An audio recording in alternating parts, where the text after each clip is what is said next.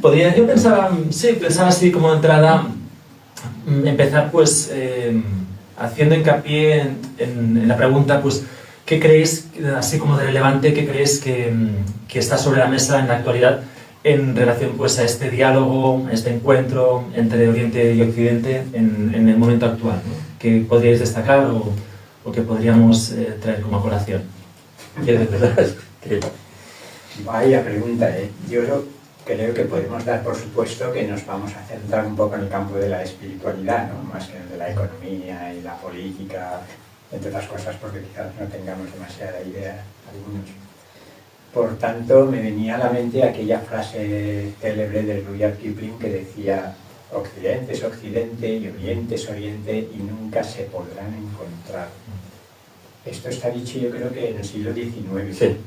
Creo que la realidad está desmintiendo esto y que estamos en un mundo globalizado, planetarizado y en una espiritualidad transreligiosa, como me gustaría decir, y espiritualidad transreligiosa que se caracteriza justamente porque, por lo menos quienes defendemos algo así, no nos sentimos cómodos ya identificándonos con una tradición determinada, sobre todo religiosa exclusivamente, y al mismo tiempo apreciamos y saboreamos la sabiduría que hay en las distintas tradiciones. Tú, por tanto, creo que en el que pusiste algo de un encuentro intercultural. Yo creo que de eso se trataría, de los que estamos aquí, que hemos bebido de las distintas tradiciones y cómo hacemos una síntesis que no sea un sincretismo fácil y, por tanto, preguntarnos qué aprovechamos todavía hoy de Occidente y qué aprovechamos que nos ha servido de Oriente.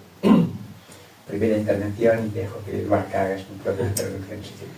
Sí, hay diferentes áreas, en algunas que se produce más una confluencia, una comunión, especialmente en el área de la espiritualidad, porque independientemente de que vengamos de culturas diferentes, espiritualmente somos todos iguales. Entonces, ahí podemos encontrar como en las religiones, el misticismo es lo que, donde confluyen realmente todas las tradiciones y prácticamente opinan lo mismo. Después hay aspectos culturales que obviamente van a diferir. Yo tomé esta tradición muy joven, ¿no? A los 20 años, y me metí a fondo. O sea, 10 años viviendo en un ashram, al estilo bien tradicional hindú, con todo el programa cultural. O sea, la tradición a la que yo pertenezco es el Gaudiya Vaishnavismo. Gaudiya quiere decir bengalí, es decir, hay un peso cultural bastante importante, ¿no? La música, la comida, no solamente las prácticas espirituales, pero eso es muy raro. En general la gente no hace eso.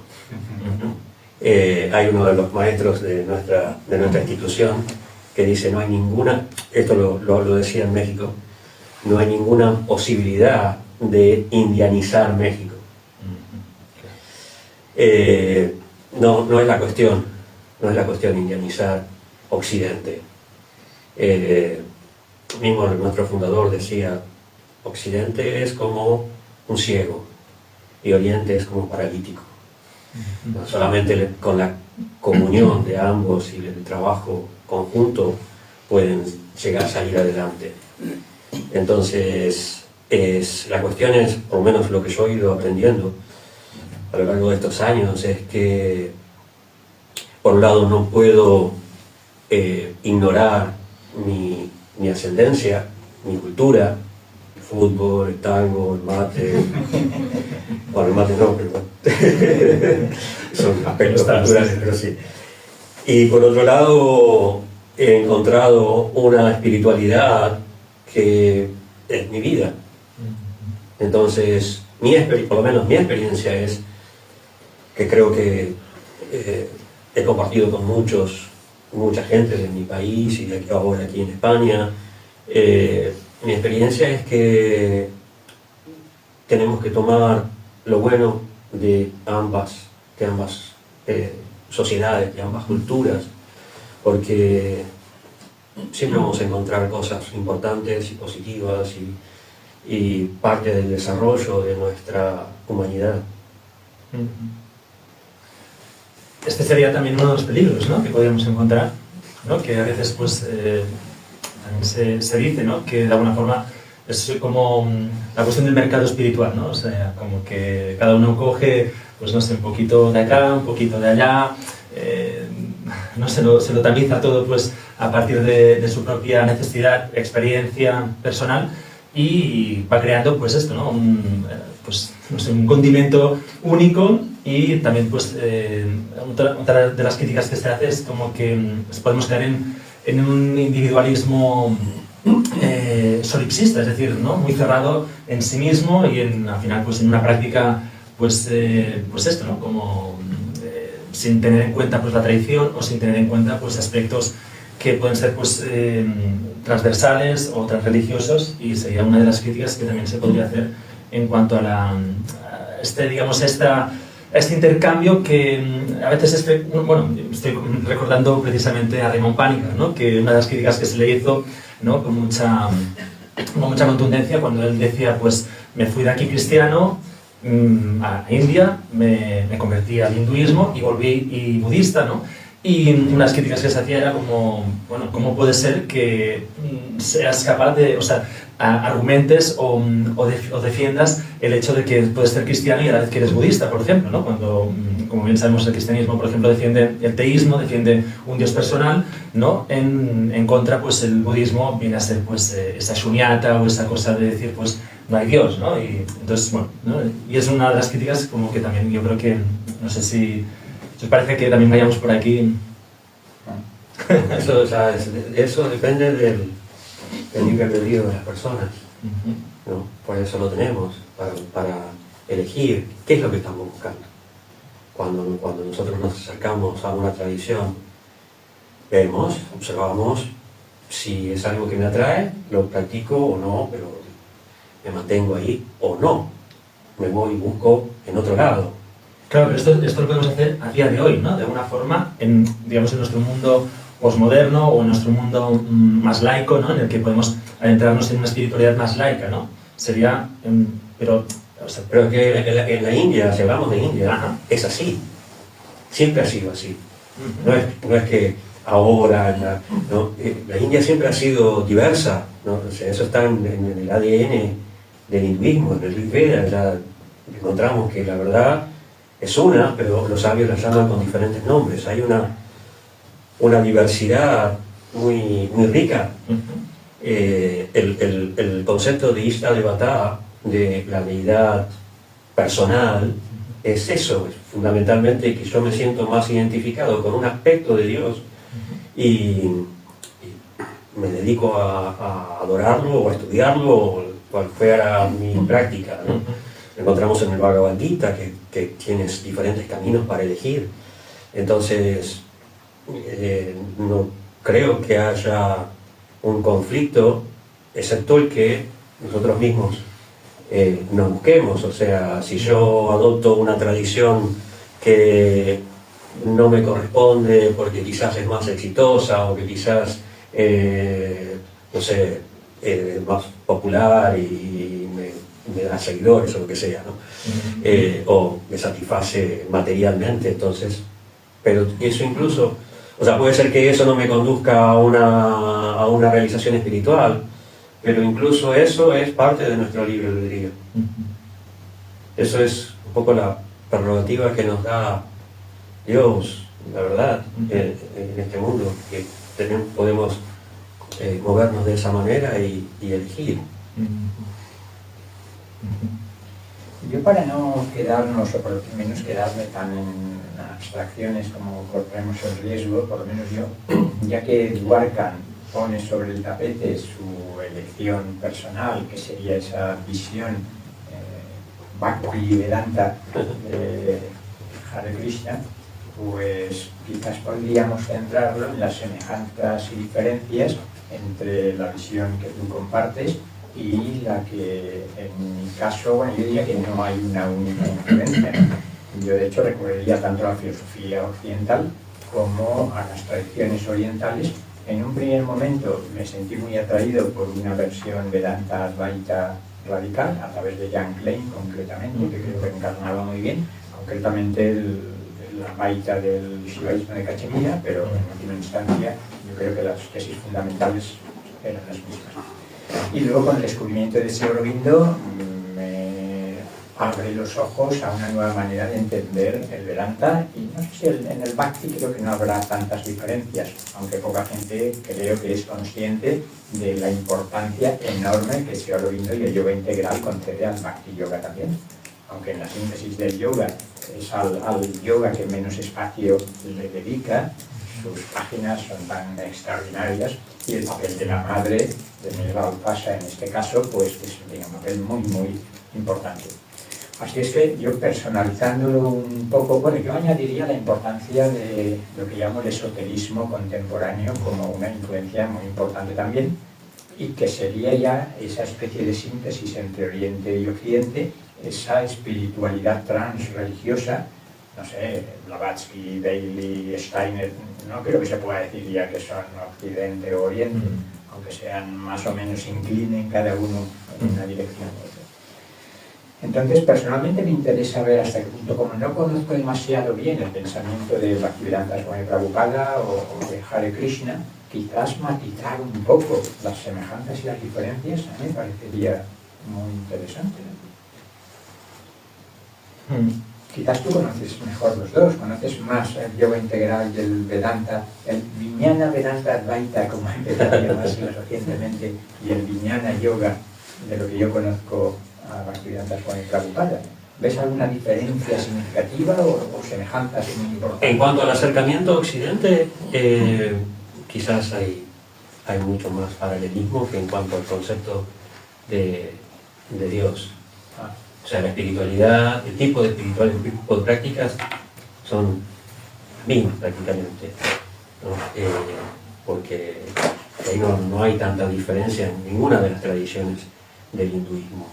El sadhana, la meditación, el kirtan, los rituales de adoración en los altares, independientemente de la filosofía, hay una aceptación en general por la misma liturgia, ¿no? Los mismos rituales. Entonces, si las mismas prácticas, en algunos se puede enfatizar más la meditación, en otros se puede enfatizar más el yoga, en otro más el karma yoga, en otro el bhakti, pero difícilmente encontremos en algún lugar una exclusividad de estos caminos. En todos lados vamos a encontrar, ¿no? Yo personalmente me identifico mucho más como Gyani que como Bhakta, pero mi corazón es de Bhakta. Y por eso el título que le dieron a Srila Prabhupada de Bhakti Vedanta es muy esclarecedor, porque muchas veces se piensa, en India incluso, que los Bhaktas son personas puramente emocionales, y definitivamente, o sea, obviamente hay personas emocionales como en todas las partes, en todas las religiones, pero el Bhakta no es simplemente una persona que no lee las Upanishads, o que no lee el Bhagavad Gita, o que no lee los Puranas, y que estudia, que razona, que usa la lógica y trata de entender su espiritualidad y la verdad a través del raciocinio. Entonces, yo no creo que por el lado de las prácticas hay mucha unidad. Con ciertas personalidades hay más cercanía en relación con Prabhupada, y como por ejemplo con Shivananda o con Aurobindo incluso. Con otras personalidades hay mucha más diferencia, ¿no? Vivekananda, Radhakrishna. ¿Radhakrishna has dicho, perdón? Sí, Radhakrishna, quien fue primer ministro también de India, presidente de India, y gran filósofo, pero profundamente advaita. Es interesante, Prabhupada usaba la traducción al principio, antes de hacer su propia traducción, él usaba la traducción de Radhakrishna, porque era un gran sacerdotólogo. pero sus comentarios son muy Advaita. Y bueno, Prabhupada no estaban de acuerdo con eso. Entonces, en el área de la filosofía, de la interpretación de la verdad, sí, hay diferencia. En cuanto a la presentación o cómo se trajo esto a Occidente, bueno, hay muchas experiencias, ¿no? Prabhupada trajo una tradición dentro de la ortodoxia hindú muy revolucionaria, pero aún así bastante ortodoxa. O sea, para los cánones de experiencia en nuestra tradición, o sea, el Gaudiya Vaishnavismo, en Bengal, lo que Prabhupada hizo fue... Respecto a Chaitanya, ¿había diferencias importantes? No, en cuanto a la adaptación, es un poco paradójico el hecho de que él se adaptó en muchos aspectos y sus discípulos occidentales muchas veces descartaron esas adaptaciones y trataron de tomar la tradición lo más hindú posible. Por eso es que el maestro que yo citaba antes, que decía que no hay ninguna posibilidad, porque él ha originado un movimiento renovador dentro de la institución, que no es la finalidad de que las personas adopten formas de vestir, eso se nos identificó muchísimo tiempo por nuestra forma de vestir, ¿no? Que no es lo importante. Prabhupada no hizo mucho hincapié en eso y en muchas otras cosas, porque en realidad su maestro fue quien comenzó a adaptar muchas de las costumbres para que la gente tuviera un acceso más fácil a lo que es importante y no dejarse llevar simplemente por lo externo. Entonces, decía que Vedanta Maharaj ha originado un poco una forma diferente de presentarnos. No voy a decir una revolución dentro de la institución, ni nada, ni un movimiento dentro del otro. No, es simple. Él lo llamó Krishna West. Y bueno, es simplemente parte de la experiencia. Parte de la experiencia, porque nuestra institución es muy joven, mayormente llevada por muchos años por gente muy joven. Entonces, mucha inexperiencia, mucho desconocimiento de la propia cultura que estábamos practicando. Yo creo que esa experiencia es un ejemplo importante de este encuentro entre Occidente y Oriente, y un poco lo que decía antes, ¿no? De cómo nosotros vamos madurando, vamos aprendiendo y nos vamos concentrando más en lo que realmente importa, que es nuestra práctica, nuestra devoción, nuestro conocimiento del Bhagavad Gita, etc. Y no tanto el aspecto